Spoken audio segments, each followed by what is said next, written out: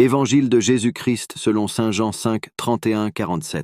Si je témoigne pour ma propre défense, ce que je dis ne constituera pas une réelle preuve à vos yeux. Mais il y a quelqu'un qui pourra témoigner en ma faveur. Et je sais que ce qu'il dit de moi est vrai. Jean est celui que vos messagers ont rencontré. Et il leur a parlé au nom de la vérité. Je n'ai nul besoin du témoignage d'un homme, mais je dis cela seulement pour que vous soyez tous sauvés.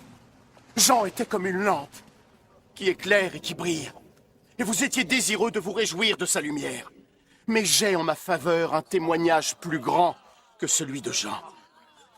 Ce que je fais, c'est-à-dire les actions que mon père m'a chargé d'accomplir, ces actions parlent en ma faveur et montrent que le Père m'a envoyé. Et le Père qui m'a envoyé également témoigne en ma faveur. Vous n'avez jamais entendu sa voix ni vu son visage. Et vous ne portez pas son message dans vos cœurs, parce que vous ne croyez pas en celui qu'il vous a envoyé. Vous étudiez les Écritures, parce que vous pensez sans doute y trouver la vie éternelle. Mais ces mêmes Écritures parlent de moi. Pourtant, vous n'êtes pas prêts à venir à moi pour recevoir la vie. Je ne cherche pas les louanges des hommes, mais je sais quel genre d'humain vous êtes. Et je sais que vous n'avez pas d'amour pour Dieu dans vos cœurs. Je suis venu par la volonté de mon Père, et vous n'avez pas voulu me recevoir. Cependant, quand un autre viendra en son nom, vous le recevrez. Vous aimez tant recevoir des éloges les uns des autres, mais vous n'essayez pas d'avoir la reconnaissance divine qui vient de lui seul. Ainsi, comment pourriez-vous me croire? Cependant, ne pensez pas que je serai celui qui vous dénoncera à mon Père. Moïse, en qui vous avez mis tous vos espoirs, est celui qui vous accusera.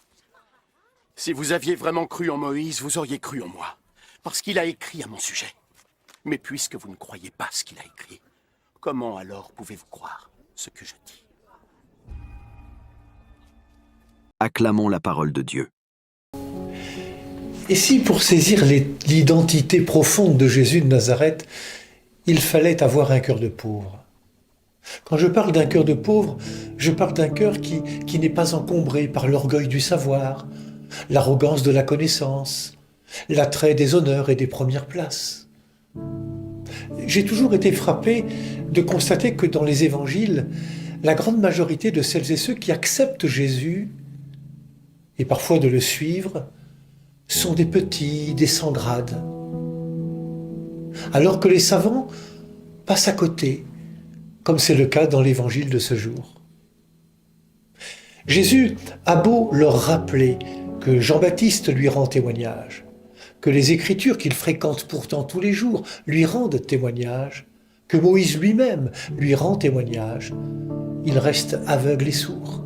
Ils ont leur idée sur Dieu et n'en démordent pas. Mais c'est vrai que je peux aussi les comprendre. L'habitude nous replie et devient bien souvent un alibi pour ne pas chercher plus loin, ou devient parfois même un obstacle à la nouveauté. Or Jésus apporte cette nouveauté. C'est vrai qu'elle est parfois déstabilisante, car elle nous ramène à nos paresses, à nos médiocrités. Vous n'avez pas l'amour en vous, dit Jésus à ses interlocuteurs. Jésus nous oblige à une conversion du cœur, nous invite à être en sortie comme lui, à être des nomades, capables d'oser la rencontre avec celles et ceux qui ne nous ressemblent pas. Et c'est vrai que ça n'est pas toujours confortable. Oui, ayons un cœur de pauvre. Vous savez, ce cœur confiant qui ouvre à la foi, qui nous ouvre au mystère d'amour qui est Dieu et que Jésus incarne totalement.